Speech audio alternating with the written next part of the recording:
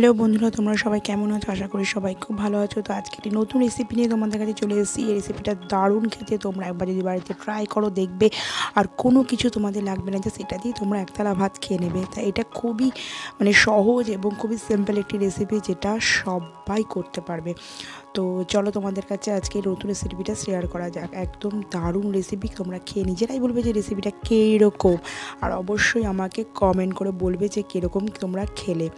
তো ফার্স্টে তোমরা যেটা করবে সেটা হচ্ছে একটি সিম একটি মিক্সিং বোল নিয়ে নেবে। মিক্সিং বোলের মধ্যে সিম এখন তো শীতকালে জানোই তোমরা, সিম খুব অ্যাভেলেবেল।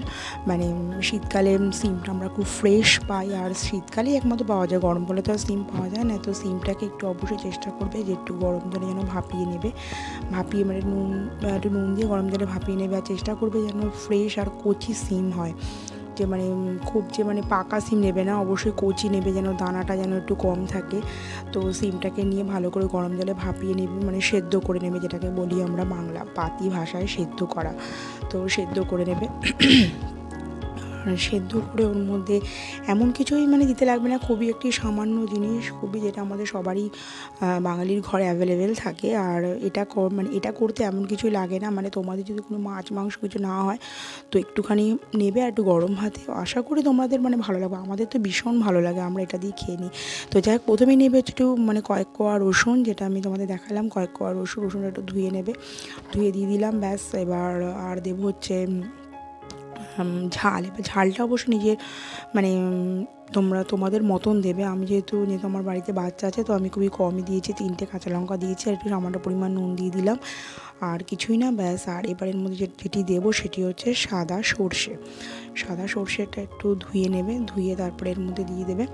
তো সাদা সর্ষেটা দিয়ে দিলাম, ব্যাস হয়ে গেল, ব্যাস আর কিছুই না, ব্যাস। এবার এটাকে ভালো করে মিক্সিং বলে ভালো করে এটাকে তোমরা গ্রাইন্ডারে ব্যাস করে নিলে, ব্যাস হয়ে গেল। এবার কড়াইতে গরম তেল দিয়ে দেবে, তেল সর্ষের তেল, অবশ্যই সর্ষের তেল দেবে ভাই, কেউ আবার রিফাইন তেল দিও না, কেন রিফাইন তেলেটি অতটা স্বাদ হবে না, সর্ষের তেলে দিয়ে দেবে, ব্যাস। সর্ষের তেল দিলে এর মধ্যে আর দেবে হচ্ছে যেটা আমাদের ঘরে সব ফোড়নেই লাগে, শুকনো লঙ্কা। এবার কয়েকটা শুকনো লঙ্কা কেটে এর মধ্যে দিয়ে দিলাম, ব্যাস হয়ে গেল। কটা শুকনো লঙ্কা দিয়ে দিলাম, আর কি দেবো বলো তো, দিয়ে দিলাম হচ্ছে কালো জিরে, কালো জিরে দিয়ে দিলাম, আর ব্যাস যে সিমটা বেটে রেখেছিলাম ওই সিমটা এর মধ্যে দিয়ে দিলাম, ব্যাস হয়ে গেল।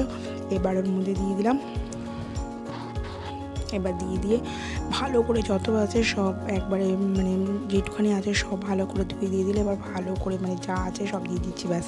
আর এর মধ্যে কিছুই দেবো না। এবার মিক্সি বলে বাটিটা একটু ধুয়ে জল দিয়ে একটু ভালো করে ব্যাস দিয়ে দিলাম, যাতে কোনো কিছু না থাকে। এবার এর মধ্যে একটু সামান্য নুন, একটু হলুদ আর একটু চিনি, ব্যাস। এটাকে দিয়ে ভালোভাবে কষাতে হবে, যাতে ভালোভাবে জলটা যাতে ভালোভাবে শুকিয়ে যায়, একদম সুন্দরভাবে কষাবে, কষিয়ে একদম ভালো করে কষিয়ে নিলে ব্যাস, কষানোর পরে যে রেজাল্ট আসবে সেটা হচ্ছে এইটা।